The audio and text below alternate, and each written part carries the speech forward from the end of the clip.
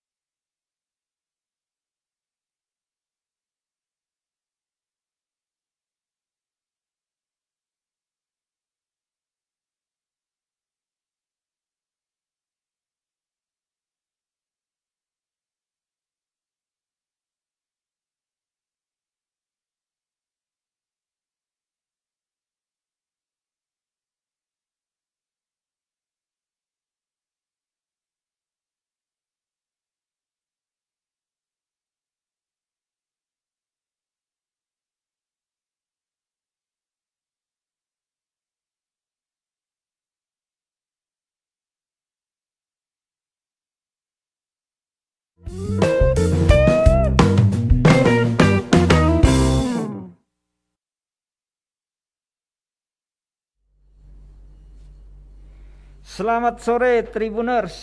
Selamat bertemu lagi dengan saya Tom Limahekin, wartawan Tribun Batam di studio Tribun Batam dalam acara Tribun Batam Podcast.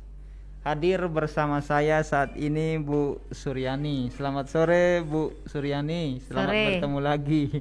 Semangat, salam sehat. Salam sehat Bu. Sekian lama kita tidak jumpa di Berapa studio purnama ini. ya?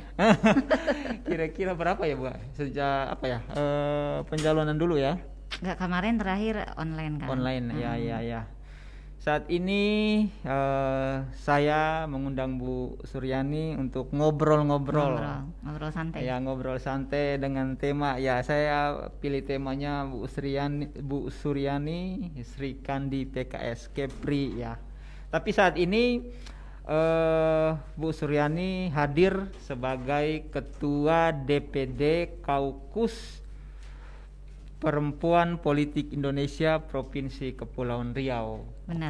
Bu, sebelum kita bahas soal tema ini, itu saya ingin tanya Ibu dulu tuh. Apa tuh? Terkait Tanya dulu. aktivitas Ibu tuh setelah pencalonan dulu dan belum berhasil ya. Nah, Ibu belum rezeki. belum rezekinya. Itu setelah itu Ibu kemana? Ibu apa yang Ibu lakukan di tengah masyarakat tuh, Bu? Ya, terima kasih ya Bang Tommy ya. Ya, Bu. Selamat sore. Assalamualaikum warahmatullahi wabarakatuh untuk para Tribuners dimanapun Anda berada. Ya, kalau ditanya kemana sih gitu, masih ada ya, masih alhamdulillah sehat walafiat dan karena kemarin beberapa bulan PPKM ya, Bu, jadi benar. kita banyaknya memang kegiatan melalui online, Ya. online, baik itu mengisi majelis taklim, mengisi pengajian ataupun kajian-kajian lainnya, rapat-rapat dan sebagainya. Jadi masih koordinasi kabupaten kota gitu. Bahkan beberapa minggu terakhir ke Karimun, gitu, ke ya. Bintan, Ya. ke Pinang gitu. Masih setia di MPKS ya, Bu ya? Oh, mau setia dong, insya Allah ya tetap.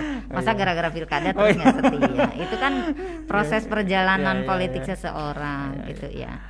Berhasil tidaknya kan itu sesuatu yang udah ada ketentuannya. Kita udah benar. berusaha. Bu, lalu tidak jerah ya dengan politik, Bu, setelah Enggak lah, politik itu bagian dari kehidupan kita, insya Allah. Gitu. Nah, bicara terkait itu, Bu, Kaukus ya, wadah perempuan Politik, Indonesia ya, Provinsi Kepulauan Riau. Ibu sudah pernah menjabat ini sebelumnya, Bu ya? Pernah sebenarnya Bang Tommy dan Tribuners yang saya hormati, Kaukus Perempuan Politik Indonesia tuh yang Kepri ya, itu sebenarnya udah dari 2009. 2009. Saya waktu masih Dewan juga, Dewan Provinsi ya, 2009 saya sudah di kepengurusan. Cuma waktu itu dari pusatnya kemudian ini vakum 5 vakum. tahun. Jadi berimbas ke DPD dan DPC yang ada. Kemudian tahun 2015 saya dihubungi pusat DPP untuk Muswilup itu karena di pusat mau kongres nasional. Jadi minta perwakilan karena yang selama ini aktif ada mungkin nomor saya. Kebetulan waktu itu yang aktif di pusat ada juga teman dari PKS. Jadi mungkin yang gampang menghubungi. Jadi saya diamanahkan karena waktu itu saya masih pengurus juga. Saya ajak teman-teman yang masih ini ya dari lintas parpol. Ya kita bentuk dan dilantik 2017. Oh gitu. Waktu itu berapa anggotanya Bu waktu periode pertama itu Bu? Semua parpol. Oh, semua parpol. Kita perempuan aja Bu ya? Namanya kan perempuan politik. Kalau campur laki-laki jadi apa dong? Ya. Oh gitu ya. Jadi awalnya terbentuknya kaukus ini kan ada semacam keinginan dari para perempuan politik untuk ya bukan meminta ini sih ya privilege bukan, tapi bagaimana kaukus bisa menjadi wadah agar kemudian perempuan politik bisa berkiprah lebih ini lagi di panggung politik yaitu di parlemen. Jadi dengan 30% keterwakilan mungkin karena dulu belum ada ini ya zigzag dulu kan belum ada sebelum penetapan itu tuh belum ada. Kalau sekarang kan undang-undangnya sudah mensyaratkan dari 3 caleg 1 harus ada perempuan, bahkan udah ada sanksinya kan. Bu, waktu itu sebelum adanya kaukus di Kepri ya, itu bagaimana keterlibatan perempuan dalam perpolitikan di wilayah ini Bu? Lalu itu yang pertama. Yang kedua, setelah ada kaukus periode pertama itu apa efeknya atau dampak positifnya untuk keterlibatan perempuan dalam politik ada nggak Bu itu? Iya, memang nggak serta-merta langsung ya. Jadi ada beberapa hambatan tentu. Jadi saya melihat kalau kemudian pelibatan perempuan politik untuk lebih aktif lagi di parpol sih terserah ininya perempuannya itu sendiri ya. Artinya saya sampaikan kemarin juga di LPJ bahwa ketika kita sudah meniatkan diri terjun di dunia politik atau politik praktis gitu tentu harus siap gitu ya dengan segala daya dukungnya ya, terutama niat kita. Kemudian apalagi mungkin seperti saya dari 15 tahun ya di DPRD kemudian mundur waktu itu pun 2019 kan pencapaian suara yang signifikan kan bahkan menambah jadi 2 kursi. Tetapi kemudian ada proses juga yang harus kita lalui dan setelah itu tidak mutung gitu ya. Mutung tahu nggak ya? Maksudnya tidak menyesal lah ya. Kemudian memutuskan untuk aku nggak mau lagi gitu. Enggak. Jadi bagi saya sampaikan ke teman-teman itu bagian proses kita dalam berpolitik. Jadi kalah menang itu tuh suatu yang biasa. Tapi intinya ketika perempuan berpolitik harus sudah siap dengan segala ininya ya, konsekuensinya, termasuk gimana menyiapkan waktu, tenaga dan semuanya. Nah kalau ditanya sebelum dan sesudah ada kaukus gimana? Ya alhamdulillah sih sebelumnya kan kita juga nggak terlalu berkomunikasi ya dengan masing-masing aja partai-partai gitu ya. Misalnya PKS ya teman-teman PKS, Golkar ya teman-teman Golkar gitu. Tapi sekarang sejak ada kaukus kan minimal kita rutin ada kegiatan-kegiatan. Dan syukurnya Dinas Pemberdayaan Perempuan dan Perlindungan Anak Kepri itu istilahnya udah kawan baik banget gitu ya. Jadi kita pun dalam penganggaran gimana sih nih Bu Suryani dan teman-teman dewan lain kita bisa mengupgrade skill ataupun kemampuan dari perempuan politik. Jadi kita akomodir dalam penganggaran. Apalagi saya dan teman-teman kan ada beberapa orang gitu. Jadi kalau dibandingkan ya tentu ada perbandingannya. Bahkan keterwakilannya di legislatif juga kan meningkat sebelumnya. Cuma memang tahun kemarin ada yang naik, ada yang turun. Banyaknya turun. Gitu ya. Termasuk provinsi. Nah, ini merupakan PR juga sih bagi KPPI gitu. Oke. Bu, Ibu sudah berapa periode ya Bu pernah jadi anggota dewan ya? Periodenya 4 ya Bu. Tapi yang keempat kan setahun aja. Setahun aja. Kemarin. Oke. Baru setahun kena ini lagi kena COVID. Dari Bu Suryani ini udah 4 periode ya Bu ya, jadi anggota legislatif. Periode pertama semuanya di provinsi. Provinsi, saya langsung. Walaupun pertama juga kan saya 3 tahun. Oh 3 tahun ya. Dulu Bu, ya? Paria kan iya, ingat ya. Jadi kalau periodenya 4, totalnya 15 tahun. 15 tahun. Berarti termasuk salah seorang perempuan yang paling lama berkecimpung di dunia politik, dalam hal ini masuk dalam lembaga legislatif atau gimana Bu ya? Termasuk. Sebelumnya sih ada ya di Batam. Dulu ada almarhumah Bu Suhaini, Marten Langi ya, tapi mereka juga enggak kalau nggak salah 2 kali apa sekali gitu di parpol. Ya saya melihat memang ada beberapa perempuan politik yang berkali-kali ada gitu. Tapi mungkin banyaknya tadi udah sekali atau mungkin 2 kali kemudian tidak berlanjut gitu. Tapi yang lebih dari 3 kali juga, apalagi di seluruh Indonesia banyak. Tapi tergantung kebijakan partai sih ya Bang Tommy. Bu, yang menariknya itu bahwa Ibu sampai 4 periode gitu ya, menekuni profesi sebagai anggota dewan itu, dan itu termasuk luar biasa dengan kesibukan sebagai anggota dewan dan harus mengurus keluarga juga Bu. Nah, itu juga saya kira yang menjadi masalah atau kendala yang dihadapi oleh kebanyakan perempuan sehingga mereka agak sedikit sungkan untuk terjun ke dunia politik. Bu bisa bagikan sedikit pengalaman terkait kesibukan seperti ini, di satu sisi untuk mengurus keluarga, di sisi lain terlibat dalam pekerjaan dan profesi ini Bu. Gimana Bu? Jadi memang KPPI ini kan wadah. Jadi dengan wadah ini kita bisa kemudian saling sharing gitu ya dengan perempuan politik. Kemudian juga kita sering mengadakan semacam pertemuan, pelatihan, upgrading, apa sih yang dibutuhkan gitu ya. Kalau kita ngadain sendiri mungkin perlu sumber dana dan sebagainya. Tapi kita kemudian ada teman-teman di DPRD, kemudian dinas terkait memfasilitasi, ada juga Kesbangpol yang juga mendorong gitu. Jadi kalau saya melihat selama ini memang keluhan perempuan politik ini, ibu-ibu ini adalah dukungan dalam konteks satu, dukungan parpol.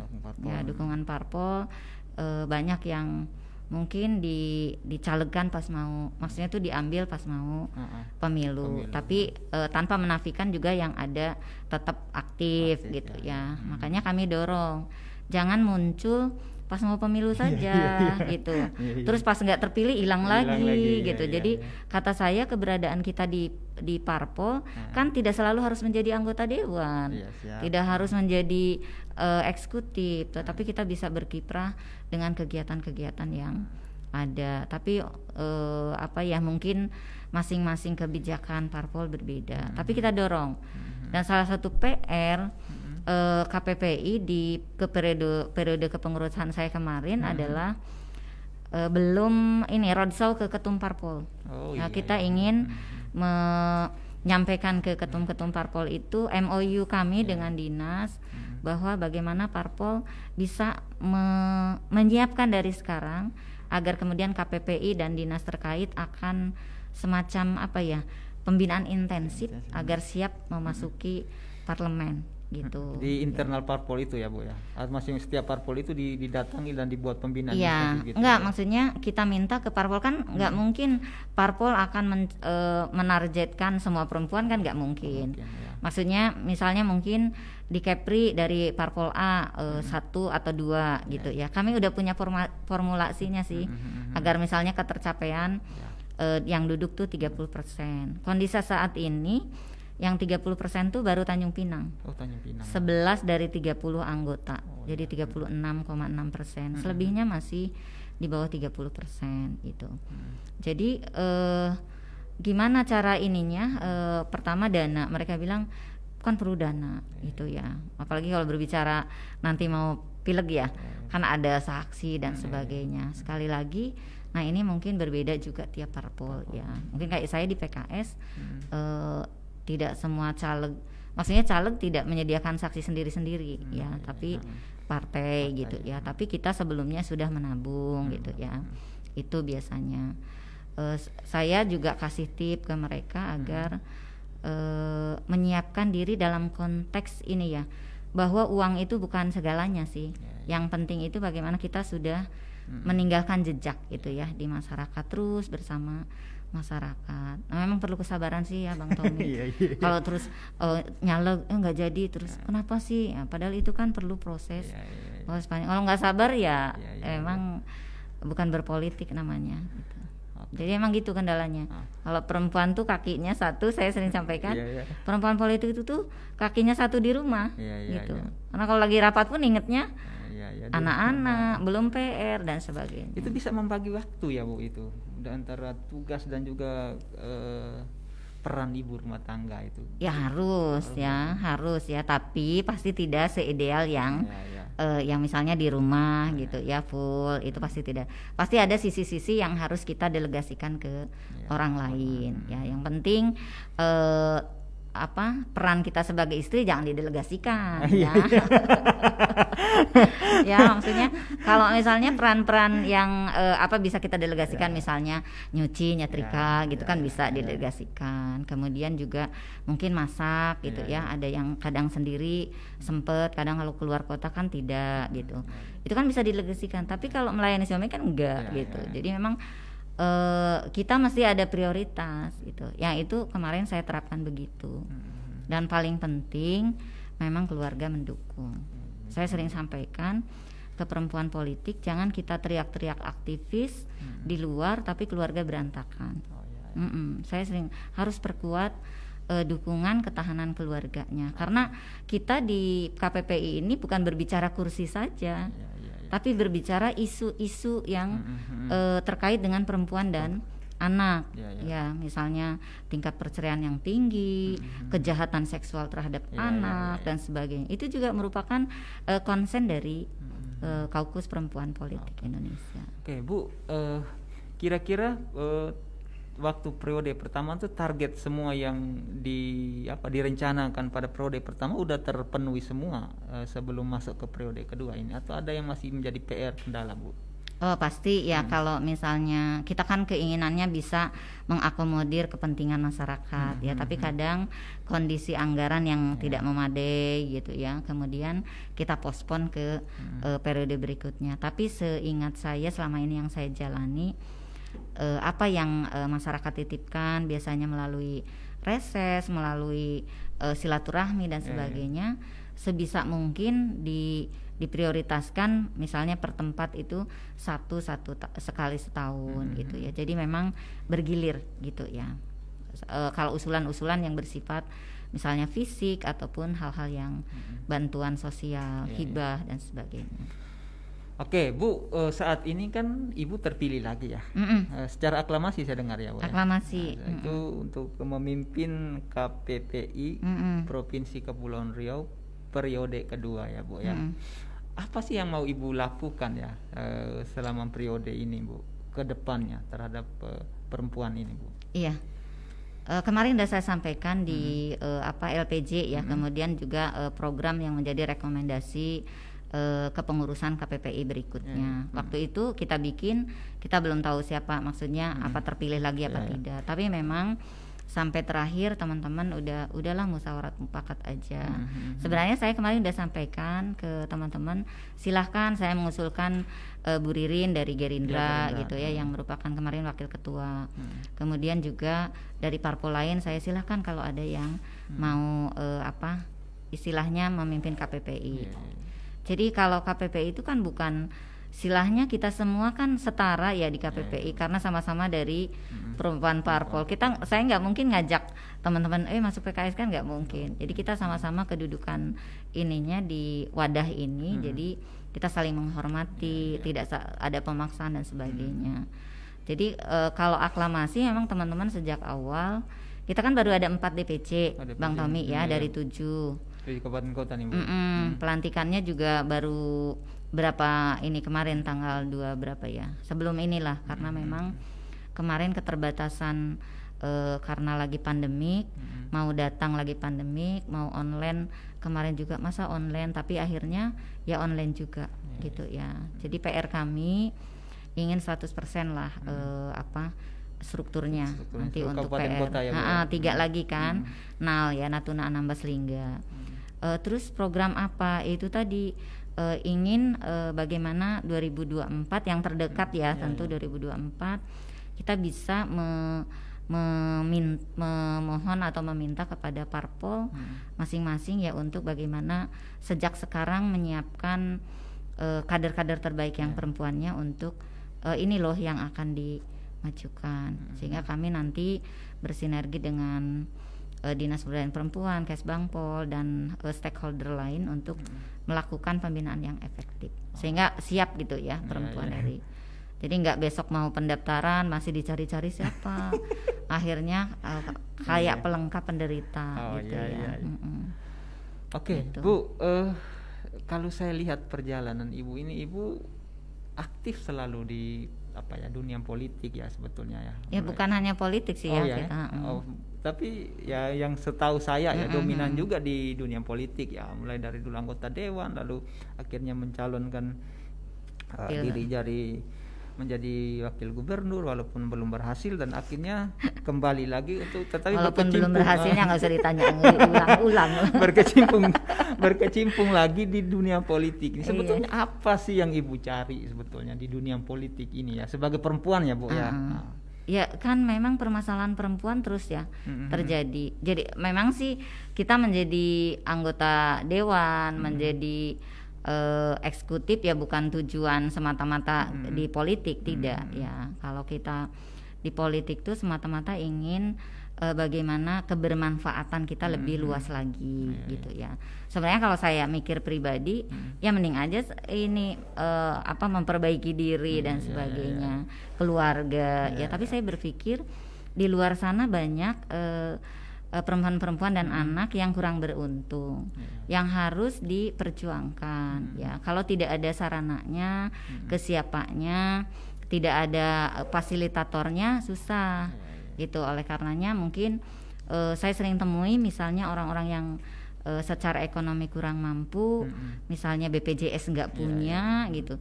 Dengan keberadaan kita di dewan misalnya kita bisa bantu, atau sekarang pun bisa kita jadi fasilitatornya. Artinya ketika kita di politik bahkan bisa di legislatif atau eksekutif, saya kira kebermanfaatannya lebih luas. Itu saja sih kalau saya, bukan ya semata-mata kalau saya ya kalau mikir ya Bang Tommy 4 periode walaupun nggak utuh 15 tahun, kalau mikirin gaji tunjangan untuk sendiri mungkin udah ini ya, tapi saya nggak di situ gitu. Artinya perempuan politik ketika terjun itu apa yang dibawanya harus punya visi kan kita. Terjun ke politik niatnya apa, itu yang paling, itu kan menentukan ketika titik tolaknya benar, caranya benar, insya Allah hasilnya juga benar. Makanya niatkan kita terjun ke politik tuh untuk memberikan manfaat yang lebih besar gitu. Kalau misalnya ibu rumah tangga biasa atau saya seorang guru atau saya kerja kantoran, mau bantu sekolah 200 juta mikir harus nabung, kecuali memang kaya raya ya. Tapi ketika fungsi budgeting, anggaran sebagai anggota legislatif itu mudah. Tinggal taruh sekolah ini, TK ini misalnya, atau apa jalan ini gitu. Kalau iuran paling kalau di masyarakat 1.500.000 gitu ya. Tapi kalau melalui anggaran dan legal gitu ya menurut aturan. Jadi saya berpikirnya dengan keberadaan kita 5 tahun sekali ini, berapa yang bisa kita berikan manfaatnya ya, manfaatnya. Jadi tidak perlu bagi-bagi uang ketika mau nyaleg gitu. Karena emang nggak ada juga duitnya kalau saya. Dan itu bukan pendidikan politik yang baik gitu ya. Itu memang salah satu perempuan terjun ke politik juga harus menjadi bagian pencerdasan masyarakat. Walaupun emang itu tugas parpol. Itu sering yang saya ketika turun reses gitu, saya berikan pencerdasan politik ke masyarakat ya. Oke Bu, kadang-kadang tuh saya bertanya sendiri nih, Ibu terlibat aktif di dunia politik, kira-kira sampai kapan sih ini, atau sampai umur berapa Ibu akhirnya memutuskan ya sudahlah, politik cukuplah, saya ingin mengurus keluarga atau mengurus spiritual atau seperti apa gitu. Kira-kira kapan kalau saya boleh tahu itu? Ya kalau urusan itu semua kan kita ini ya berjalan semuanya berbarengan gitu ya. urusan spiritualitas, urusan keluarga, politik, ekonomi, semua ya berjalan. Kapan berhenti? Ya sampai lutut kita udah mungkin nggak bisa digerakkan lagi gitu ya. Kalau saya ya sampai mati gitu.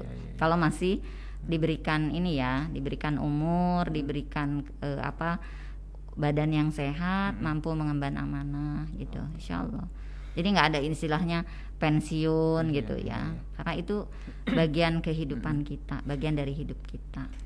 Bu, kalau boleh saya tahu juga tuh, itu apa sih rencana Ibu di dalam politik ini ya? Saya boleh spesifikkan lagi itu keduduk atau posisi sehingga visi yang Ibu konsepkan tadi itu bisa terwujud dan bisa menjangkau seluruh lapisan masyarakat. Itu posisi-posisi mana yang Ibu targetkan akan capai gitu? Iya. Ya sebenarnya kan kalau hal itu tuh bukan tujuan utamanya ya. Tapi tetap orang terjun ke politik, partai lah ke politik pasti ingin meraih kekuasaan dalam konteks, cuma mungkin niatnya kan lain-lain. Meraih kekuasaan, kita kan ingin misalnya meraih kekuasaan, dengan kekuasaan itu bisa bermanfaat tadi. Terus jabatan apa? Kalau saya berbicara jabatan, saya tidak berbicara jabatannya apa, tetapi ketika misalnya ditanya sebenarnya lebih memilih legislatif apa eksekutif. Kalau jujur saya sebenarnya lebih memilih legislatif gitu ya. Tapi kembali lagi, biasanya kan dalam partai kan ada dinamika politik, kemudian ada kondisi-kondisi yang kemudian pendelegasian tugasnya dan sebagainya. Jadi sekali lagi, jadi apapun kita, ditempatkan dimanapun, tentu harus bertitik tolak kepada niat yang benar, yang lurus gitu. Bu, kenapa lebih pilih atau lebih suka jadi legislatif untuk membantu masyarakat, Bu? Ya kalau saya lebih dinamikanya lebih ini ya, lebih kalau istilahnya kalau urusan dengan masyarakat sama aja, ya. Cuma saya itu orangnya nggak terlalu suka protokol. Oh iya. Itu ya kalau ini ya, kalau lebih ke protokolernya Bu ya. Iya, saya orangnya lebih suka meinikan sendiri kayaknya kurang pas kalau ini saya ya. Kalau ditanya jujur gitu ya. Ya, tapi sekali lagi kehidupan manusia kita tidak tahu ya. Berarti ada kemungkinan ya masuk terjun ke legislatif lagi di periode berikutnya. Insya ya, Allah. Kan duluan legislatif. Tapi di mananya sekali lagi di PKS juga mau ada pencalegan dini ya. Gitu ya, Pak. Gitu. Maksudnya pencalegan dini itu agar kemudian enggak pas mau pemilu gitu ya. Berarti ketika ditawarkan untuk diusulkan atau didukung ke eksekutif lagi, Ibu tentu masih mau juga ya? Belum tahu ya. Jangan nanya yang belum. Karena kita berbicara pilkada nanti setelah melihat hasilnya ya. Legislatif. Gitu. Oh begitu. Oke Bu, saya boleh tahu kira-kira menurut Ibu ya, bagaimana keterlibatan perempuan di dalam politik itu di Kepri ini seperti apa? Secara garis besar aja. Jadi menyeluruh ya, menyeluruh. Kalau partisipasi gender dalam artian keterlibatan perempuan di pemerintahan, memang secara persen masih masih di ranking yang masih belum menggembirakan. Contoh di eksekutif provinsi saja yang di eselon udah punya eselon tinggi istilahnya, itu kan cuma 6 ya Bu ya. Kemudian di dewan sekarang 4. Asalnya hasil pemilu kan 5, terkurang saya jadi 4 gitu. Tadi seperti yang saya sampaikan, yang 30% ke atas kan baru Tanjung Pinang. Otomatis kan belum terlalu menggembirakan sebenarnya. Ya alhamdulillah ada beberapa pimpinan di legislatif dan eksekutif yang perempuan juga. Jadi saya berbicara ini bukan lebih kepada jenis kelamin, bukan ya. Bukan pada jenis kelamin, oh ini perempuan ini laki-lakinya, bukan karena jenis kelaminnya. Tapi lebih kepada bagaimana seorang perempuan berada di ranah legislatif maupun eksekutif, dia memberikan pengaruh gitu ya kepada masyarakat gitu ya. Jadi kalaupun mungkin banyak perempuan di legislatif tapi dianya sendiri tidak berdaya gitu ya, ngomong nggak pernah gitu ya, terus seperti apa gitu. Jadi sekali lagi bukan karena perempuannya, tapi keberadaannya itu ada pengaruh nggak gitu. Oke, Bu, kalau soal legislatif ya tentu proses di partai itu akan menentukan juga ya. Partai juga akhirnya pada pemilihan. Nah, tapi kalau di eksekutif ini, Bu, tadi kita sama-sama sepakat bahwa masih kurang ya, boleh dikatakan ya. Apakah itu penyebabnya itu karena kualitas atau apa ya, potensi perempuan yang berpotensi duduk di eksekutif itu masih minim, atau memang bagaimana ada faktor X lain yang akhirnya mempengaruhi bahwa kuota di kedudukan perempuan di eksekutif itu sangat minim, Bu gitu. Sebenarnya kalau level kepala daerah pasti ya dia lebih sedikit level kepala daerah, karena biasanya calon yang bertarung di level kepala daerah itu lebih banyak laki-laki. Itu sih mungkin kadang ada juga faktor-faktor tertentu, tapi secara populasi memang banyak ininya ya, banyak laki-laki yang bertarung, otomatis peluang menangnya banyak laki-laki. Tapi saya baca di Sulawesi ya, di Sulawesi Selatan itu banyak ya, maksudnya yang DPRD-nya juga banyak, yang eksekutif banyak, yang di Jawa juga ada beberapa kepala daerah, tapi secara kumulatif seluruh Indonesia banyak kan. Nggak masalah sih kayak gitu juga nggak masalah. Jadi bukan berarti kita harus imbang 50-50 gitu, tidak. Tidak, bukan itu sih kalau saya sih ini fokusnya. Tapi bagaimana tadi kayak memang di jumlah perlu. Kualitas lebih perlu gitu ya, lebih penting gitu. Ketika bisa berbarengan, jumlah naik, kualitasnya juga naik gitu. Jadi kalau di Kepri yang eksekutif mungkin proses ininya ya di masing-masing SKPD ya saya nggak tahu seperti apa, apakah kemudian kenaikan pangkat, eselon dan sebagainya dilihat dari jenis kelamin apa, kan enggak harusnya gitu. Itu sih.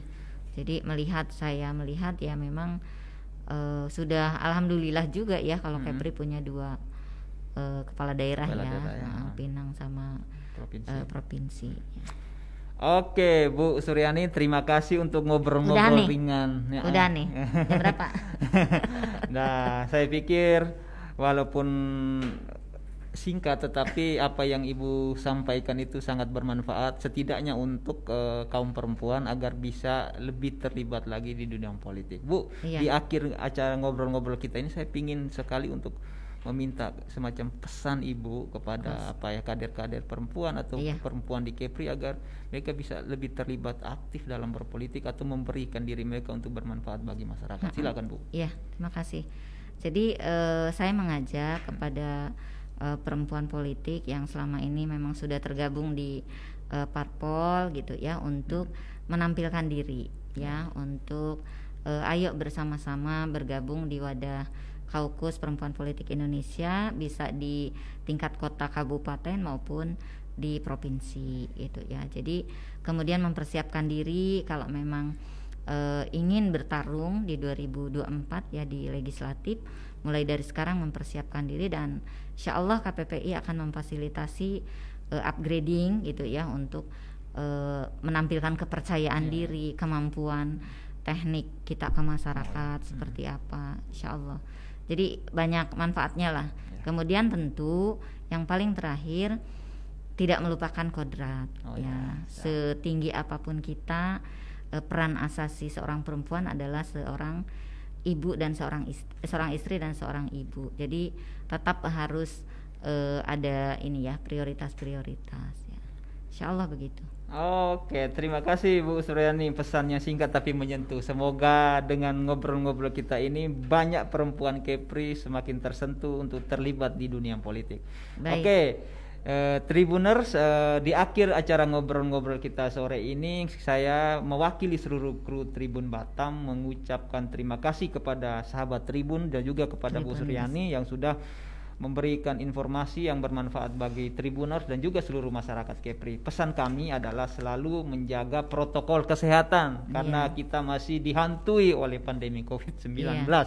Jangan abai ya. Oh ya, jangan abai, pakai masker, jaga jarak, selalu cuci tangan dengan air yang mengalir, dan juga usahakan jangan bepergian dulu kemana-mana. Aduh, saya mau berpergian nih, nggak boleh ya.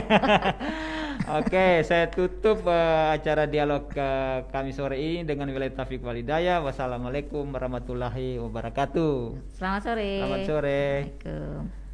Waalaikumsalam.